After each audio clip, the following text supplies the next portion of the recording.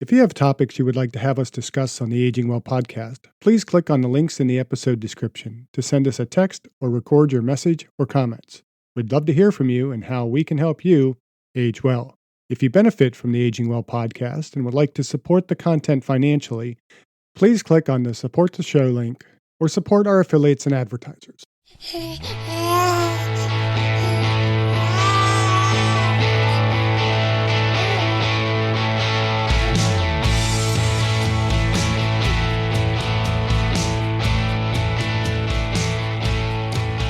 Welcome to the Aging Well podcast. I'm Jeff Armstrong here with Corbin Bruton. In this and the episodes that follow, we will share candid discussions on aging and hear from the experts. We are here to inform and encourage as we experience, aging. In our last episode, I believe it was episode 108, we discussed whole fat dairies and some of the reasons why aging adults, especially those in the fourth age, might not be getting enough nutrition. You've titled this episode, I'm on 2 diets. I wasn't getting enough food on one. What's up with that? Well, that is a quote from an old friend and a fan of the Aging Well podcast, Jay Bernhardt. So a shout out of gratitude to Jay. Gratitude with 2 T's? Of course.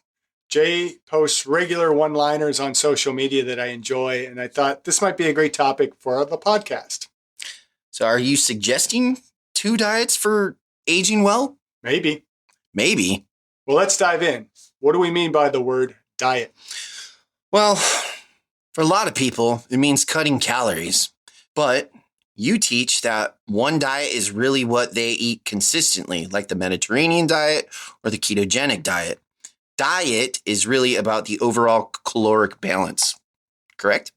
Yes, I like to say there are only 3 diets: eucaloric, hypocaloric, and hypercaloric. It's calories in versus calories out. Yes. So eucaloric means that one is in a caloric balance. Hypocaloric means that one is losing weight. And hypercaloric means that one is gaining weight. On which diet should one be eating to age well?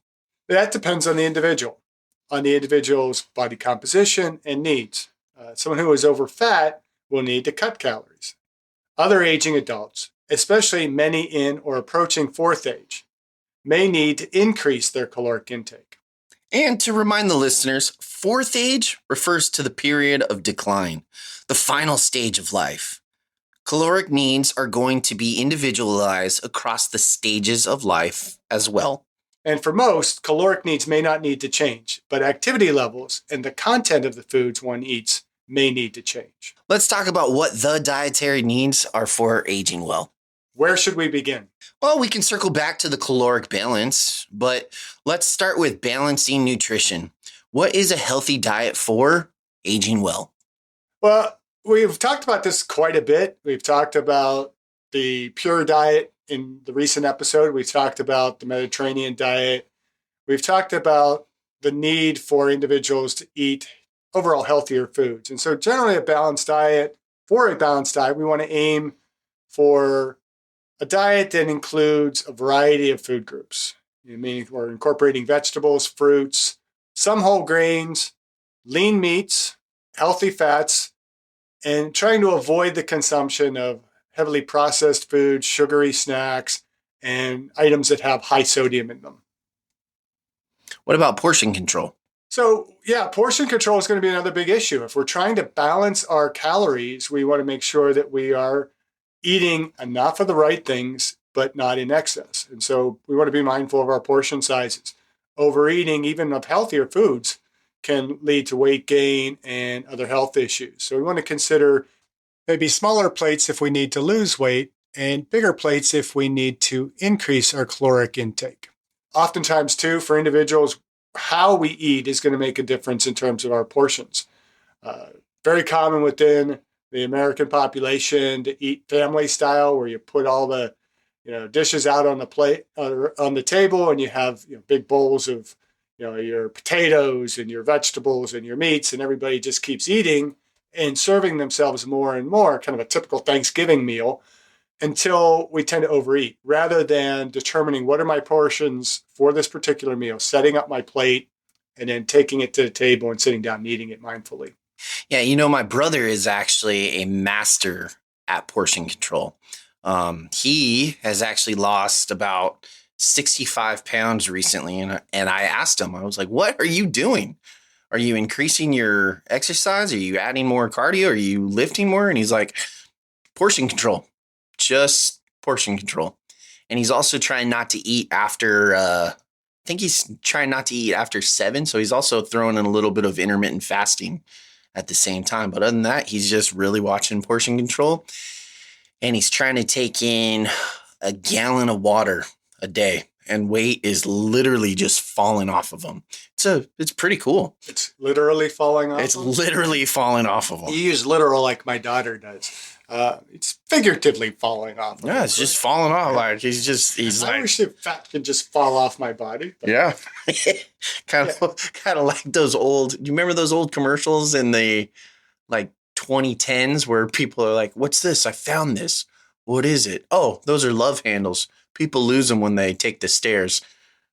You know what I'm talking about? You don't remember those? I kind of take offense to the fact you call it an old commercial and it's a 2010s. Yeah. When I think old commercials, I'm thinking back to the 1970s. But this is the modern age. Everything's super advanced now. If you have an iPhone 9, that's ancient at this point. Now you've just offended anybody that has an iPhone 9. Well, but yeah, portion control I think is very important, and it's a rather easy thing. Give a shout out to Dr. John Berardi, who was one of my former grad students when I taught at Eastern Michigan University.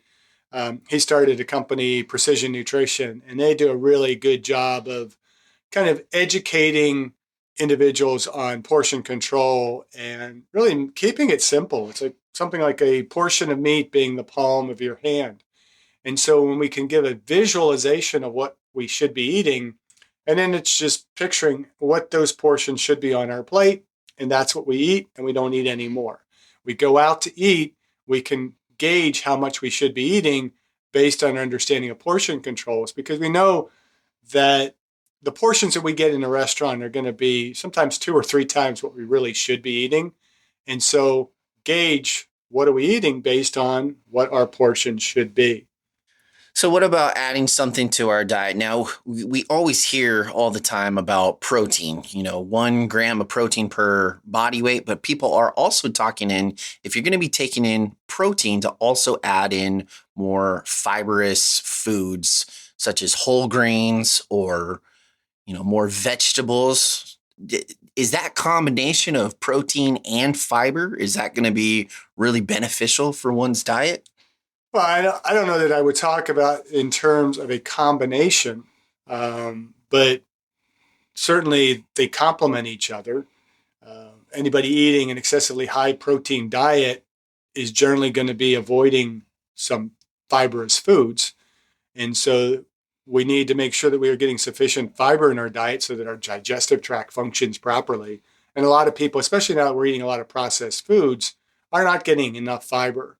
And so what are those best high fiber foods? I think we've promoted whole grains a little too much in recent decades. We really should be pushing legumes, like we've been talking about, with that being one of the top foods for a healthy meal for aging well.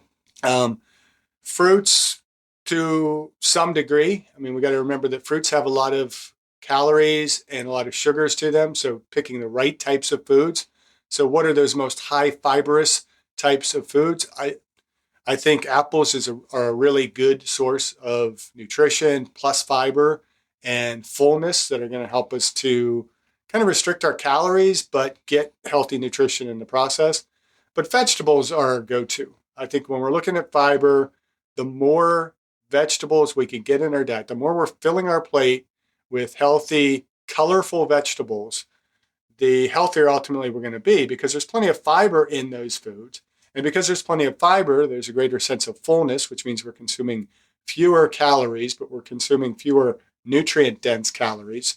And the fiber in that meal, in addition to filling us and slowing the digestive process, it's also aiding the digestive process so that we can move things better through the digestive tract, absorb foods, we can prevent constipation, and we can actually lower some of the unhealthy cholesterol levels, and it can help to regulate our blood sugar because it's emptying out into the bloodstream much more slowly than higher, glycemic index foods. Nice.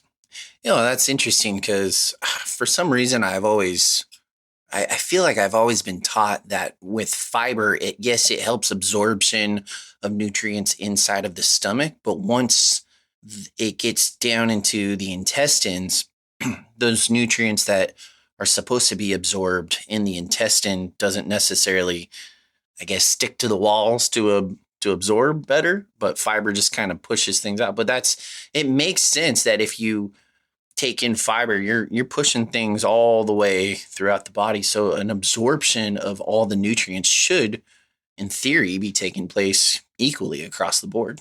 Yeah, because what you're doing is you're breaking down those high fibrous foods in the stomach where we have the stomach acids. And so the fiber doesn't break down, but the nutrients within that plant tissue can separate itself from the rest of the vegetable. The fiber helps to kind of carry that food through. It's going to pull a lot of excess fat in the diet along with it, and it's going to give us a greater sense of fullness. And those nutrients get absorbed as the food is moving through the digestive tract. So fiber, I think we don't talk about fiber as much as we probably used to. And I think it's kind of just the way we are. Maybe it's not as sexy anymore as proteins and fats and carbohydrates are, but fiber's important, and as is protein. And you mentioned, 1 gram. I think you left off kind of the units of body weight. It's generally 1 gram per pound of body weight, which is important because if we're going in kilograms, then it's going to be 2.2. a different number. Yeah, so you have to kind of change your numbers there, but I think 1 gram per pound of body weight is a very easy number for people to do the math on. If you can't divide your body weight by 1, then your math teacher failed you.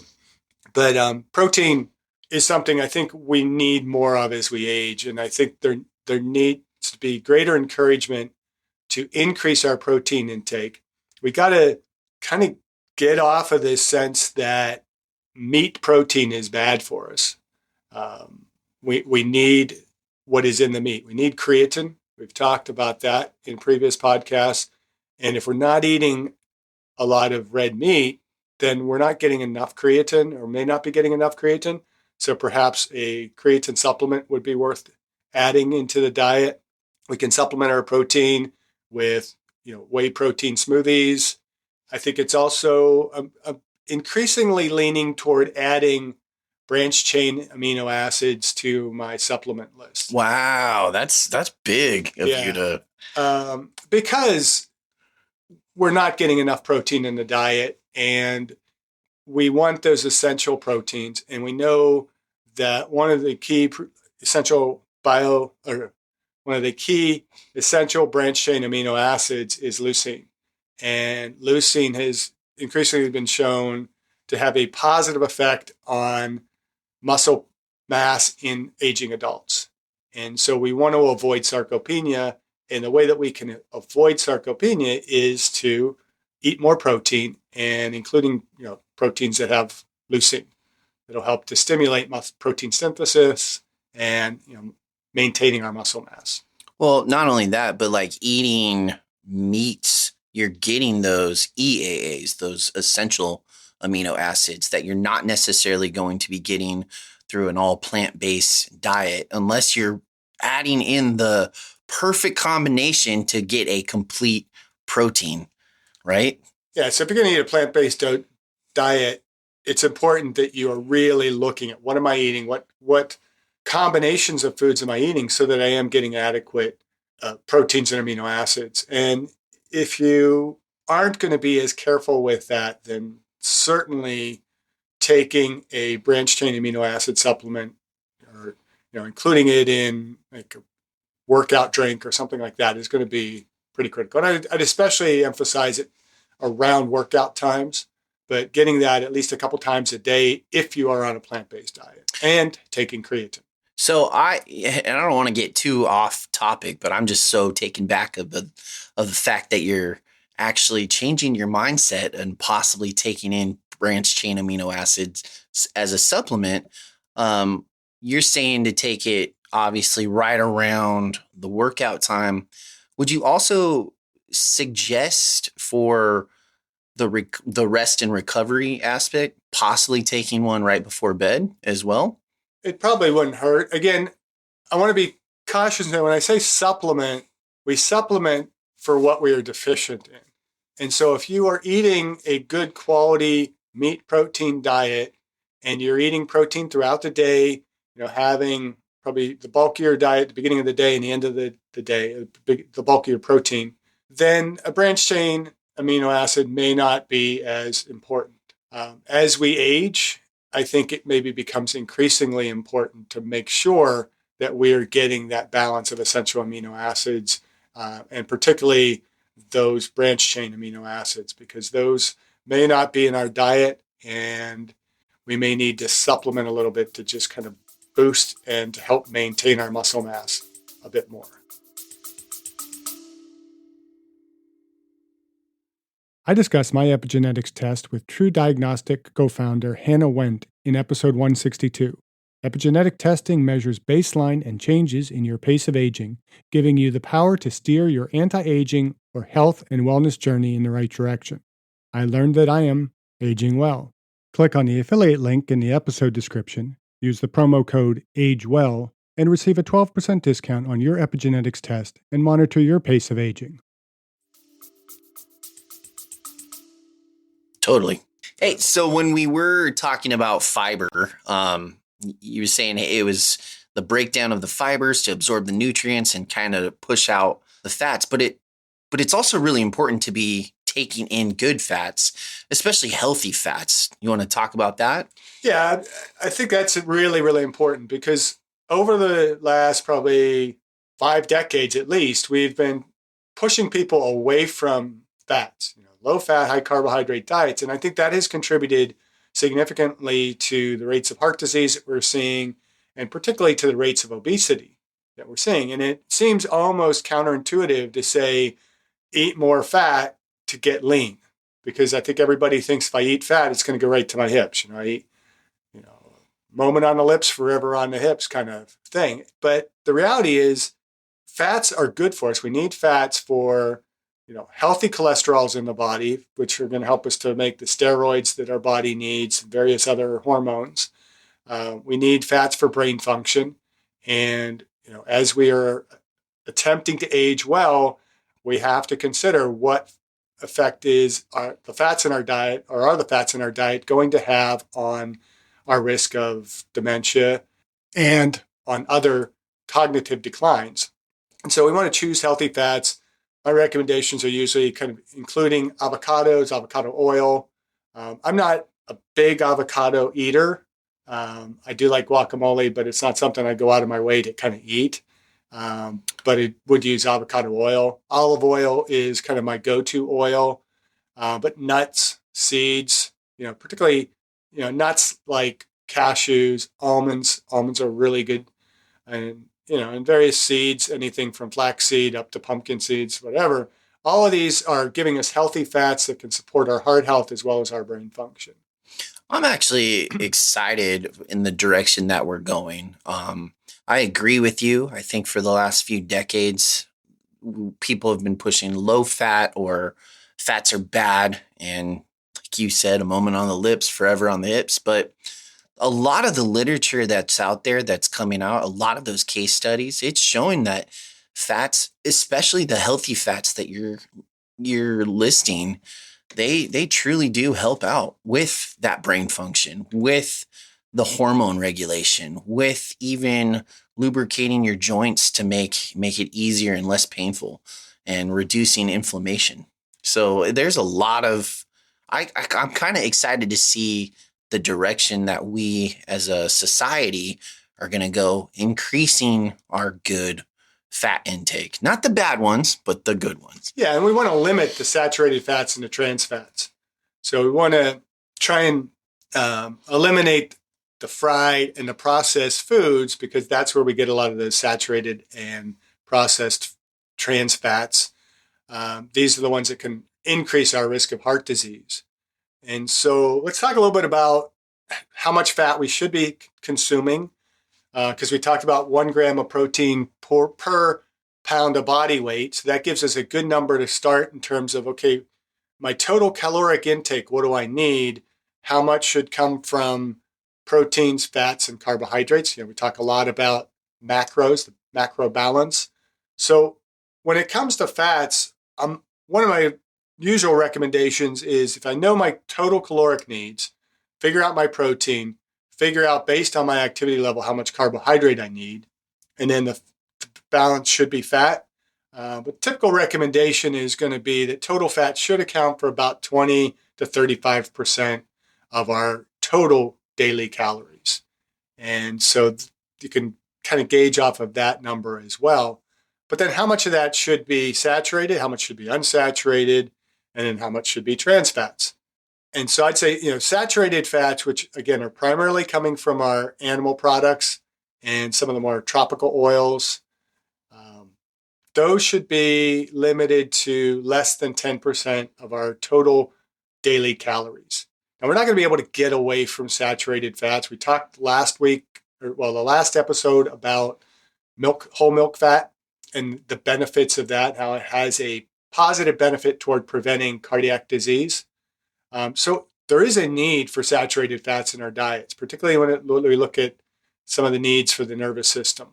And so we want some, but we want to make sure that we're limiting that and we're getting it from healthier sources like animal, from meat products, as opposed to added oils. Does that make sense? Totally. And not from processed foods. And then unsaturated fats, that's where the majority of our fat intake should come from. And those could be monounsaturated, polyunsaturated, and that's probably another discussion, and that would probably turn this podcast into about a 3-hour podcast if we really dove deep into the differences of mono and polyunsaturated. But again, generally, those are those healthy oils that we've talked about. We've talked about avocados, avocado oil, nuts, seeds. And when we look at vegetable oils, we want to lean more towards olive oil as opposed to some of the other oils like canola or vegetable oil and those types of oils. So looking at the type of oil that you are buying is going to be important. Now, trans fats, what percentage of our diet should be trans fat? I would say 0. Yeah, 0 is an I would say easy 0. number to count. We want to eliminate as much as possible. It should be 0. Most recommendations are as close to 0 as possible, but we need to get rid of trans fats. And those are going to be found in partially hydrogenated oils and a lot of different processed foods. We want to try and make sure that we're getting things that have no trans fats. And most labels now say 0 trans fats on them. Yeah, but I mean, I don't know. I don't necessarily trust those labels. Well, I mean, theoretically, you're supposed to be able to trust them because that's kind of the law of the land that, those need to be accurate. But you're right. I mean, oftentimes some of that information gets hidden within the marketing of the labels. And so we got to be very careful of what are we looking at when things say, low fat or non-fat and some of those different things. Sometimes when you're getting something that is low fat or non-fat, that low fat might still have a lot of trans fats, but also what are they putting into the product to make it taste better, make it more palatable? Oftentimes it's a lot more sugar, maybe sodium, and chemicals that make it taste a little bit better. So try and get away from the processed foods. If you get away from processed foods, you're going to more easily limit those trans fats and then begin to look at what's that total fat that we're consuming. Where are we getting those fats from? And then obviously if oils are super good and you can use it as a dressing, there's other ingredients that we can use to season our food, such as salt. Although salt is super flavorful, I've always heard my whole life, reduce your salt, reduce your sodium intake. Yeah, and I think that is another one of those nutritional recommendations that we've gotten blanket statements that may or may not be accurate for everybody. If you have an issue with sodium where your body is not able to remove sodium well enough to be able to maintain a healthy blood pressure, so if you have hypertension, reducing your salt is probably a good idea. If you have normal or even low blood pressure, then consuming salt is not going to be a big issue. Obviously, your body is able to remove it effectively. So be careful with added salt. Add it in the right places. So you're better to be adding salt to flavor to your liking rather than buying foods that are going to be of higher sodium content. But choose your salts wisely too. I tend to favor like Himalayan salt, which is that kind of the red salt, pink salt, has minerals along with it rather than just a kind of a white ionized or iodized salt. Um, it has good flavor to it. I use a little bit. So I will add sodium. My blood pressure is generally really low. So sodium is not an issue for me.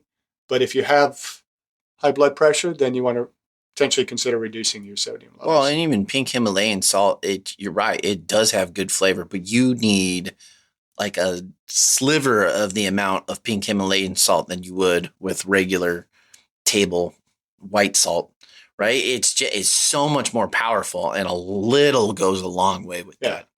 And it's just, flavor to your liking, not just go full force with sodium. Yeah. I know it particularly bothers chefs, but I never understood somebody who will pick up the salt shaker off the table and immediately salt the food before they've even tasted it. It's like, that's like a slap in the face to the chef. Right. Chef doesn't know how to season the food. If you taste it and you need a little bit more salt, add a little bit of salt to it, but keep salt restricted as best as possible, and certainly avoid foods that are heavily salted before you even cook them. It's funny you bring that up. I know someone, and when they would interview people who were going to be a new individual who was a part of their team, if that individual, this person I know would take them out for dinner, and if that individual who was applying for the new position would season their food or add ketchup or whatever to their food before even trying it, it was like a done deal. Because it was something like that. Oh, that person's just so impulsive and they're not actually trying the situation out in front of them. Isn't that weird? That is very weird. That's totally side strict to hiring because of the way somebody salts their food. It's yeah. Well, another thing they say is like although salt can dehydrate us, and but it can also simultaneously hydrate us because it's an electrolyte. Right? Nothing can really truly hydrate us besides water. That's just a fact of the matter. So I think that staying hydrated and consuming enough water is going to be really, really beneficial on any phase of the aging portion of our life. Yeah, definitely keeping hydrated. And it's hard, especially as you age. Being a aging male, and you get to a certain age where the frequency of the urge to urinate becomes much, much greater, and the volume that you are urinating becomes smaller. But with that urgency, there's a lot of hesitation to drink too much fluid because, like me, I got an hour commute to work. It's like, I don't want to drink a lot of water in the morning and then have to be looking for a rest stop like immediately on my commute. And so it's best to kind of stay hydrated, try and balance that hydration throughout the day. So small quantities of water being the best choice throughout the day. I don't like just plain water, so I will kind of add to my fluids just a little bit of like those. I just call them squirts. I picked that up from another high school buddy, Ken, when I was having a discussion on social media with a friend that was she needed to increase her hydration, but didn't like to drink water. And, we both kind of suggested using like Mios is the brand name that I generally get, just something to add a little bit of flavor. There's powders that you can get now that are actually equipped to somehow better improve the hydration of the fluid. I guess add some electrolytes and such in it and a better absorption. But drinking more water more frequently is a really good practice. You mentioned your brother drinks a gallon a day. I assume he's carrying around a jug of water. I don't know what he does, actually. I know I have a lot of students that carry their milk jugs of water around to classes. My son got him in a habit through wrestling to carry a big, it's not quite a gallon. I think it's about 3/4 of a gallon. It's probably about 270 or 250 or 715 milliliters of fluid, but he'll fill that up and drink that through the day and takes it to training and all.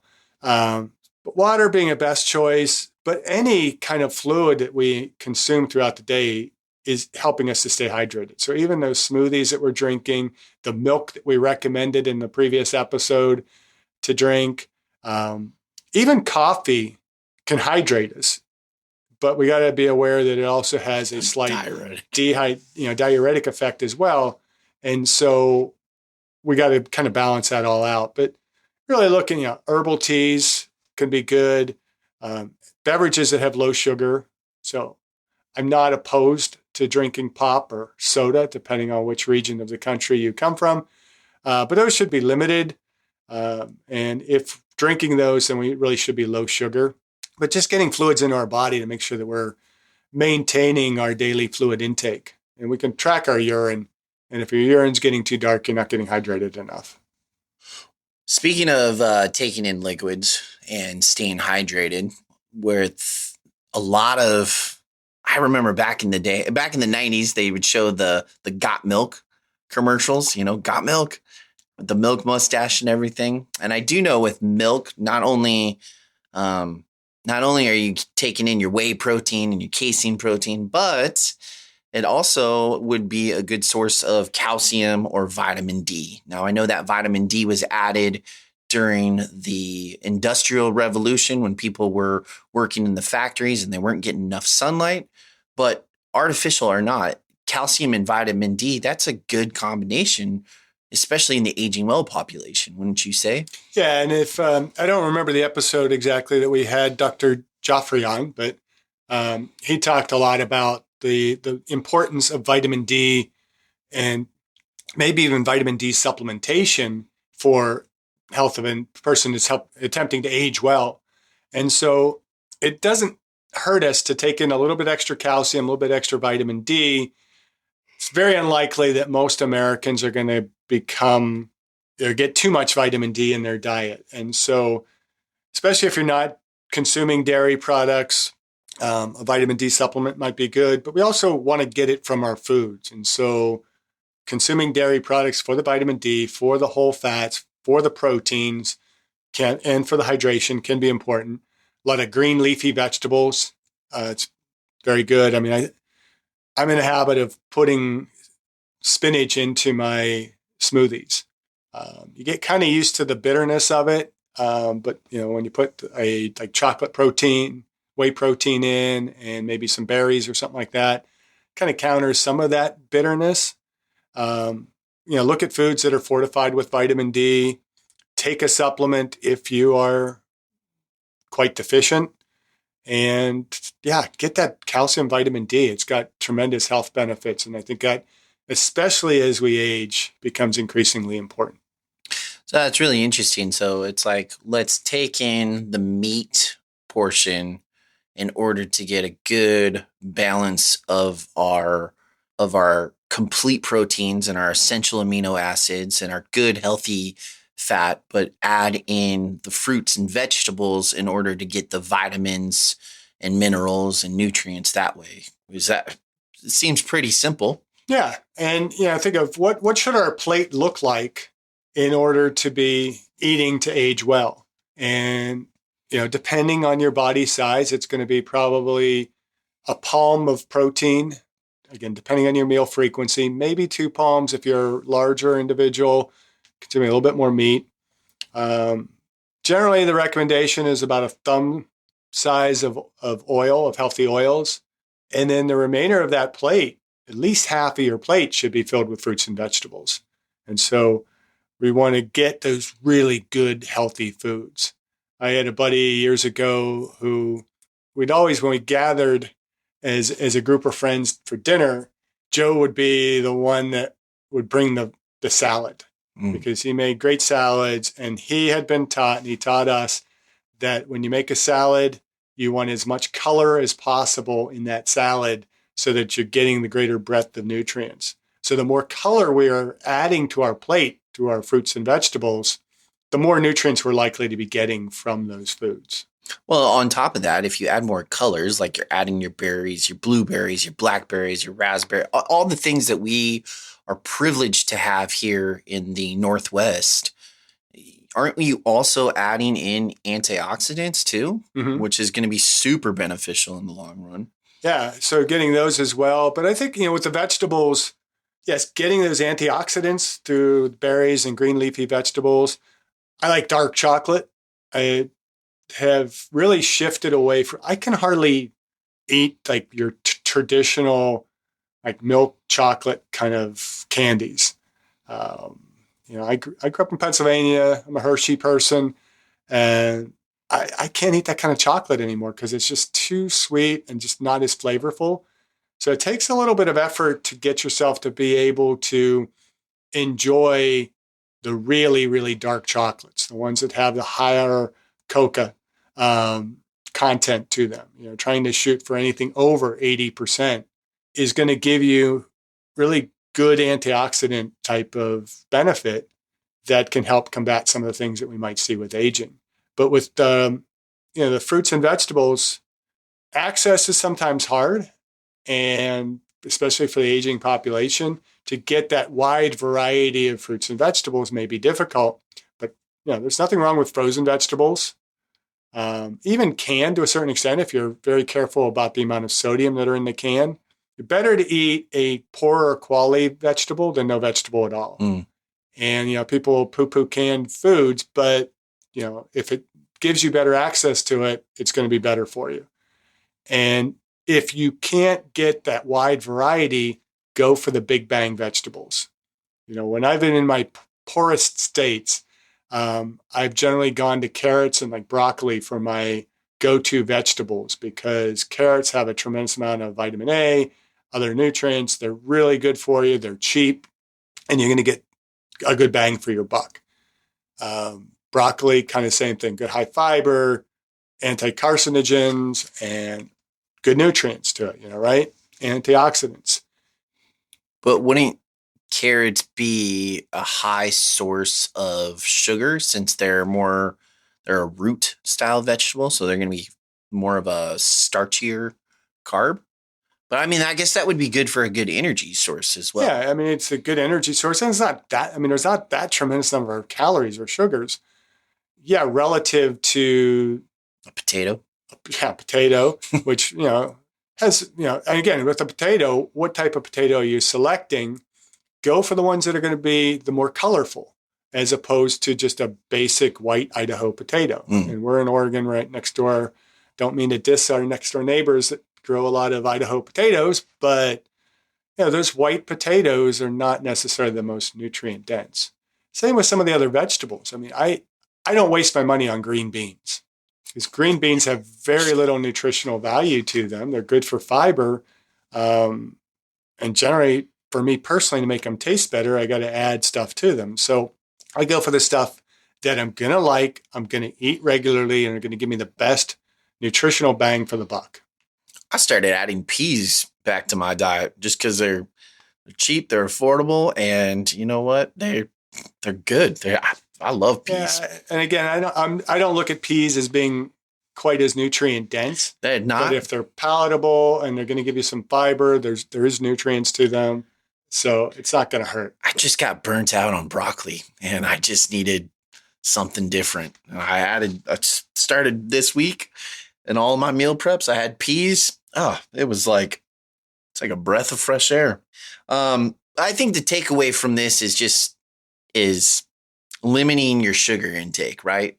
So if you're going for refined sugar intake. And your sugar intake, when we talk about sugar is not necessarily bad. It's where are we getting the sugar? Is it a natural sugar or is it like an added processed sugar? And when are we consuming it relative to activity. If we are extremely inactive, a very sedentary individual should really be limiting their carbohydrate intake. So the number of kind of sugary carbohydrates that they're getting. If you're much more active, you can kind of benefit a bit more from a bit more sugary kind of foods around your workout, because that's when the muscle is going to get fueled for the next exercise session. And so I'm really cautious about how much carbohydrate I recommend. Usually, if you're rather sedentary, I would go with just because an easy number of about a half a gram per pound of body weight. And as our activity level increases, we kind of ramp that up by about a half a gram per intensity and duration of exercise. And so for most of us, a good average carbohydrate intake would be about 1 gram per pound of body weight. So same with proteins? Yeah, similar to protein. Okay. That's generally my recommendation. And obviously that is very individualized, and you kind of tweak it based on how it's affecting your body composition. And we need sugar to fuel the muscle. And so we don't want to totally avoid it, but we want to make sure that we're getting the right kinds of carbohydrate. I should say carbohydrate rather than sugar. We want to avoid sugar per se, but not necessarily carbohydrates. Well, you mentioned how it's important to take it in depending on before or after your workout. And doesn't the literature out there, doesn't it show that by increasing insulin levels after a workout, it helps with that muscle growth portion? Well, what's going to help the muscle growth is going to be the stimulus to the growth. And then we need to recover it, right? So right. In order for a muscle to recover, it's going to need protein. It's going to need some carbohydrate to replenish what was lost in the workout so that we can, put more glycogen back in the muscle for future workouts. And so after a workout, we are a bit more sensitive to insulin. And so at that point, consuming carbohydrates or carbohydrates that we have consumed are going to get into the muscle much more readily. The further we move away from that workout, that sensitivity declines, and we're less likely to put the carbohydrate into the muscle, and more likely, if we are in a hypercaloric state, we're going to put that into fat stores. And we want to avoid doing that. Yeah, fat stores both in the muscle as well as your organs, such as your liver, right? Yeah. Anything that we put into our mouth goes through the liver. And a lot of people, they think the only thing that goes through my liver is alcohol, right? Well, it's everything, but alcohol is a huge factor on what actually gets filtrated through that liver. Would you say alcohol?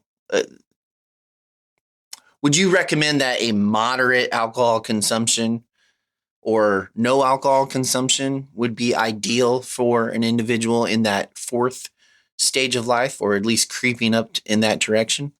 So I'd refer the listener back to episode 68, where we talked about alcohol consumption and aging.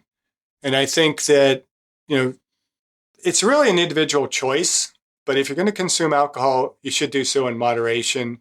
We really want to limit our number of alcoholic beverages to probably no more than 5 or 7 per week for most males. Females, probably a little bit less than that just because of size. But, excessive amounts of alcohol can certainly lead to liver disease and certain types of cancer.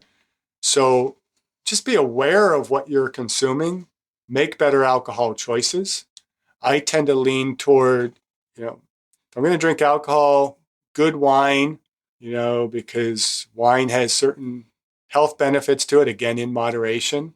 If I'm going to drink beer, I want beer that has the lower alcohol content and good flavor so that it is something I'm enjoying without harmful effects of excess calories or, the excess amount of alcohol itself.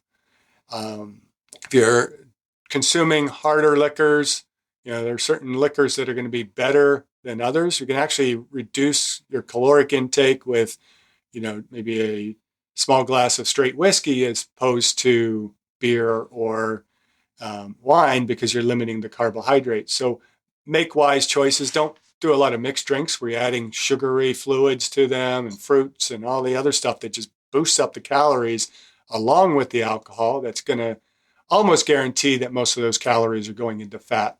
And also remember that alcohol is going to have an effect on limiting your protein synthesis. And so for the aging adult, it's we're worried about sarcopenia, we have to be aware that alcohol is going to limit our capacity to maintain our lean muscle tissue or to build muscle tissue. Speaking about making smart choices with alcohol, I actually just hit 15 months of no alcohol consumption. I guess I'm a sober soldier now. And to be honest, it's been the best decision of my life. Like it really has. I feel like I'm way more cognitively there. I feel that I know it's going to sound silly because we drink alcohol in a way to relieve our stress after a long, stressful day at work, but I feel way less stressed. And the stress that I do have, I feel like I can handle it a lot better than I ever could before. So to me, on a personal level, I feel like giving up alcohol altogether was by far the best decision I've ever made. Well, and you had some liver issues as well. Yeah, I was having some liver issues and but honestly, it's been a huge blessing not drinking anymore. So I would recommend that for someone else who is on their journey and you're either limiting your alcohol consumption or you want to make that plunge to just kind of cut it out altogether. I would recommend it on my personal experience. Yeah, and for me, I have not and probably won't necessarily cut it out because it's not having a negative impact on my health. I limit it from the caloric standpoint, but what alcohol I do consume is purely for the pleasure of the experience, not the buzz of the alcohol or getting drunk or relaxing myself or any of that kind of stuff. It's really just to enjoy it. And so when it makes for a positive in your life, doing so in moderation is the pathway to take. If it's a negative in your life, then by all means, you need to find a way to get it out of your diet, stop consuming. So what else can we talk about here in terms of what we should be doing diet-wise to age well? Well, I kind of go back to thinking about what my brother was doing. And not only was it, he was meal portioning and he truly has become a master of it. But I think about that intermittent fasting that he's also simultaneously and not taking in meals after 7 o'clock. And then I think about how you mentioned, it's important to take in what type of carbohydrate before or after the workout. So there's got to be an importance of timing your meals throughout the day as well. Yeah, and I've often, when I've taught, I've kind of gone back to Dr. Mike Israetel and Renaissance Periodization and their book, Renaissance Diet. They talk in there about the relative contributions of some of what we've been talking about to kind of dietary success or weight management success. And about 50% of your success in maintaining your healthy body weight or changing your body weight is simply caloric balance, as we've been talking about. And about another 30% is going to be your macro balance. And what we've been talking about, how much protein you should be eating, how much fat, how much carbohydrate. But another, say about 10% of that is going to be your meal timing. And so that is kind of the third most important aspect of successfully maintaining our body compositions is when and how we establishing our meal patterns. And obviously skipping meals and eating irregularly is going to have a negative effect on our metabolism. It may cause us to overeat. I tend to recommend, I'm not a huge fan of intermittent fasting. I know there are certain benefits to it, and you can argue with somebody who's in favor of or against it till they're blue in the face, but it really depends on how it works for you and how it impacts your caloric intake. And for a lot of people who maybe have a tendency to come home from work and stress eat or overeat because they're just hungry, we want to limit his calories as much during the day so that there's a little bit more reserve to be able to eat more in the evening. Whereas somebody who's maybe trying to gain weight, or particularly for a lot of our aging population, those who are approaching fourth age that are needing to get more nutrients into their bodies, and we're trying to maintain muscle mass better, more frequent meals and maybe even a larger meal in the morning is going to be more important. So when we eat and what we eat is going to be important. And it's important that we adapt our dietary needs as we age, because as we age, our caloric needs decline, our nutritional needs might change a bit. So, protein needs might shift, the need for certain other vitamins and other supplementation might change. And so we have to consider that. And I think it's important where you're able to consult a competent healthcare professional, somebody who is trained in nutrition, which is rare in the medical profession, or a registered dietitian who is familiar with, I think, sports nutrition more so than just simply basic dietitians. Knowing somebody it is going to be able to give you the right advice for your particular needs at your particular time in life. And then, of course, regular exercise. We can't talk about diet without recommending exercise, having regular, frequent physical activity in order to stimulate muscle hypertrophy, maintaining muscle mass, burning the unnecessary calories, and just helping to overall promote our health and wellness. And any other thoughts on what we should be doing in order to eat to age well? Well, I think that you're bringing up a really good point. We have to adapt that exercise to what age we are in life, like what we ate as a child, and taking in those nutrients was really, really critical to get as much healthy nutrients as possible. And then especially as we were going through the aging of becoming a teenager, taking in the protein, but more importantly, what also kind of goes hand in glove with what we take into our body, as we've stated earlier in this podcast, it's calories in, calorie out, right? So they kind of go hand in glove with what we're consuming. We also have to apply that energy source to a form of exercise. And the more we age, we've used the metaphor in the past of when you're working out, it's kind of like you're adding that to a bank, right? Which you're going to help your future self. So I think exercising regularly is also helping out with that nutritional, or exercising regularly should be a part of, what we consume. Does that make sense? We want to be, we said we'd circle around to caloric balance. One of the ways that we can maintain that caloric balance is to increase our physical activity levels. We want to make sure that we're getting the basic nutrition that we need, and then we might need to increase our energy expenditure to better maintain our fat mass and our lean mass. But really, kind of to wrap this all up, I think one of the most important things to do is to pay attention to what and when we eat, to eat mindfully, because if we eat mindfully, that's going to help us to avoid overeating, to make the healthier choices that are going to help us to age well. Thank you for listening. I hope you benefited from today's podcast. And until next time, keep aging well.